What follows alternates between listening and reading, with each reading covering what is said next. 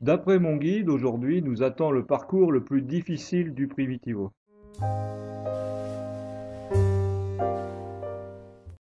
Malgré un départ tardif, un peu plus de 9 heures, le brouillard est toujours là.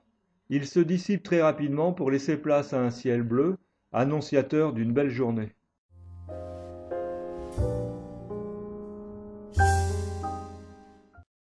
Une alternative se présente sur ce parcours.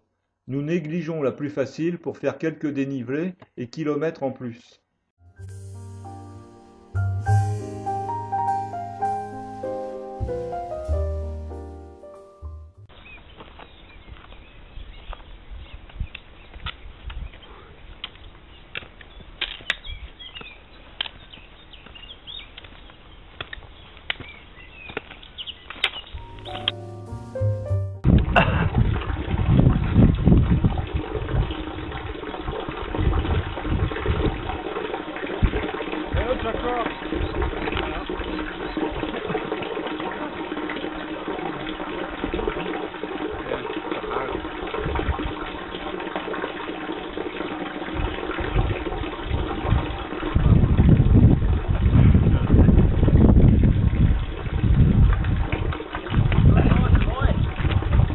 Yeah, I don't drink enough water.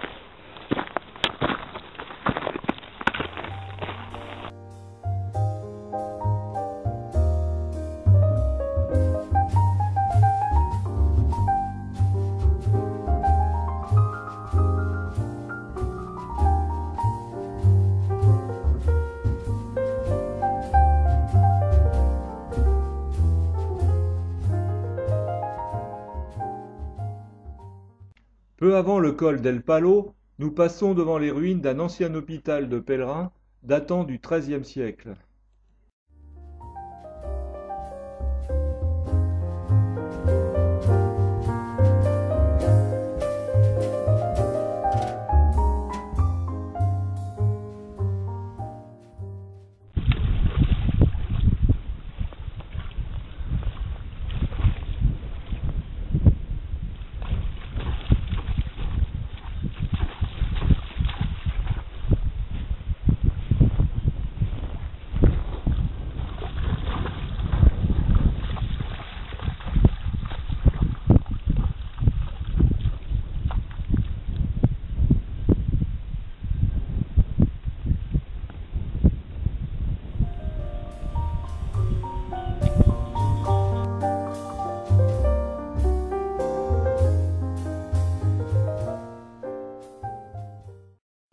Le hameau de Montefurado, où ne vit plus qu'un seul habitant, était un lieu très important avant le XIIIe siècle pour les pèlerins.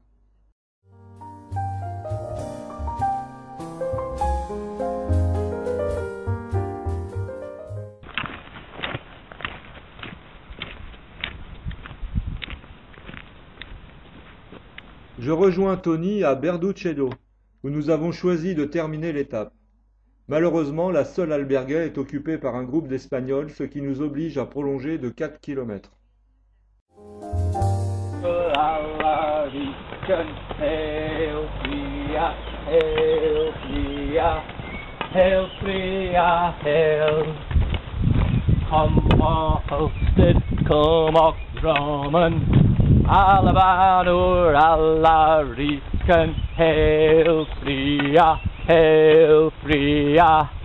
Hail, Fria, hail.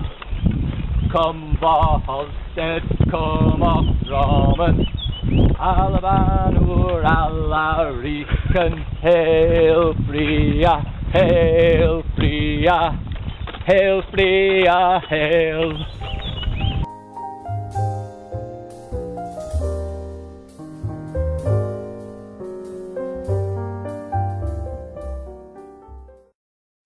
La très accueillante hospitalière Sat nous fait l'accolade avant de quitter son albergue.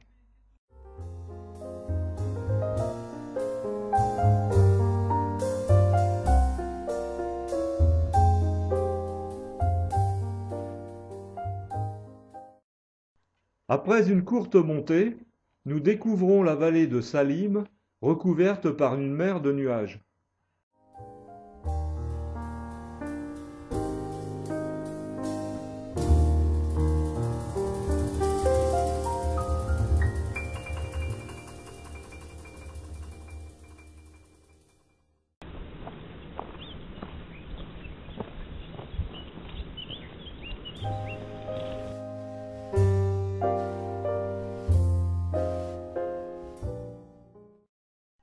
Nous plongeons dans la brume pour bientôt découvrir le lac de Salim.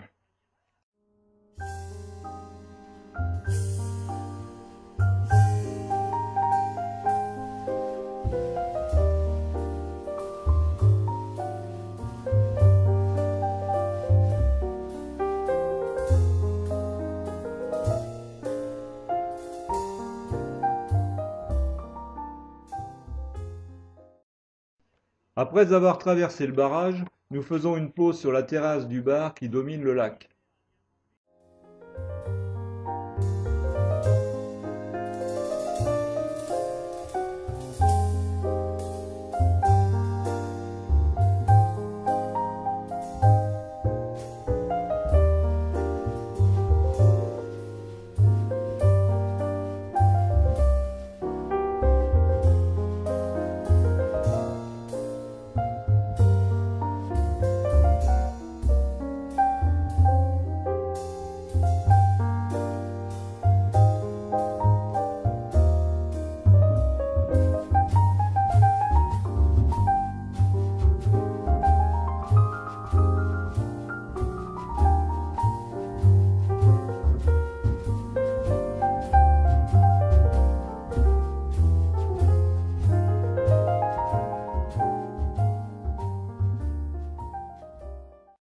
Une rude montée nous attend ce matin.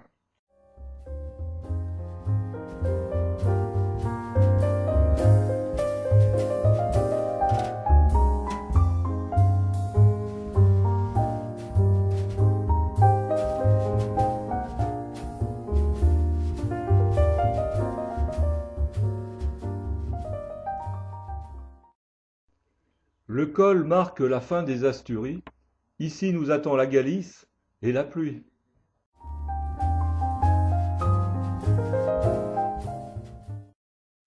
Nous nous réfugions dans ce petit bar, mais au bout d'une heure, il faut bien repartir.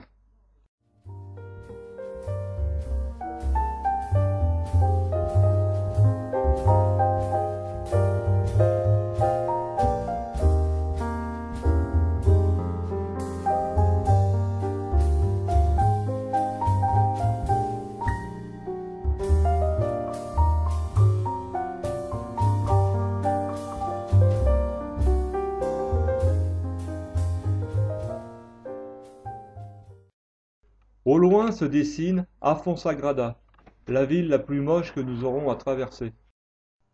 Dans l'albergue de Padrón, Tony, Jacob et moi profiterons des talents de cuisinier de Ruben.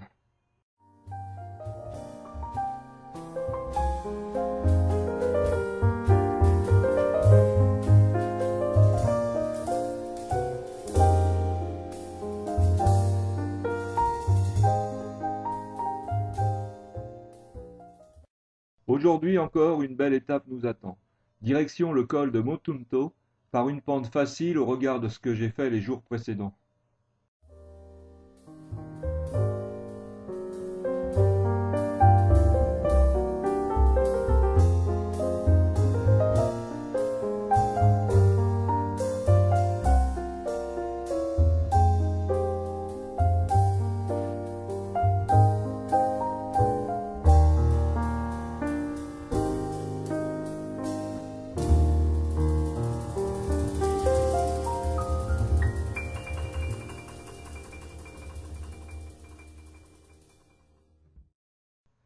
Nous descendons sur le village de Paradavella, où nous retrouvons Ruben et Luna.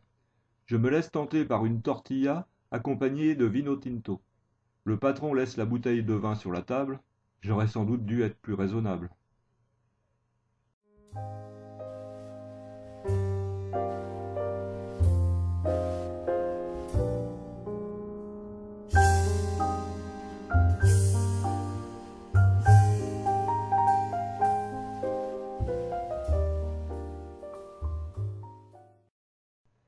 Si la pause très conviviale m'a bien rempli l'estomac, elle m'a un peu coupé les jambes. Je me retrouve solitaire devant l'albergue de Ocadavo Balera, qui est beaucoup mieux à l'intérieur qu'à l'extérieur.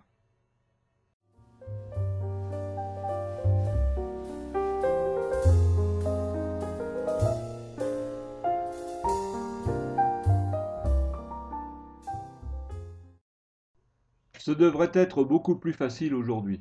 Même avec ces 30 km, à part une pente dès le départ, l'étape sur l'Hugo se fera par une descente continue.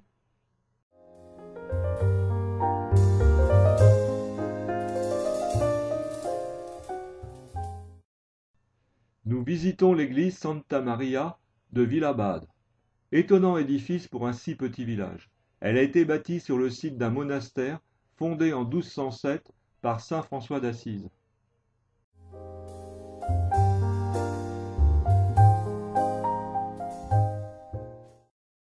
Après cette visite, je laisse Tony partir devant pour finir l'étape tranquillement, seul.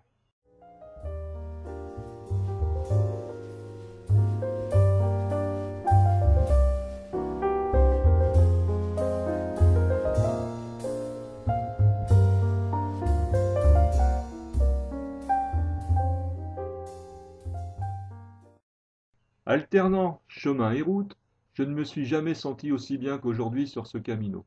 J'ai même l'impression que les arbres me sourient.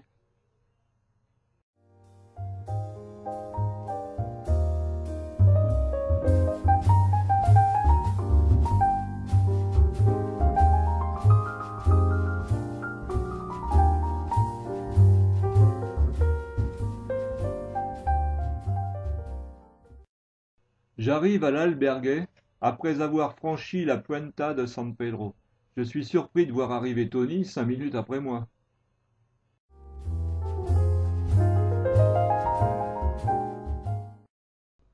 Ensemble, nous visitons la ville. Nous discutons un moment avec une jeune Espagnole qui fait partie des manifestants occupant pacifiquement la place, puis poursuivons pour entrer dans la cathédrale.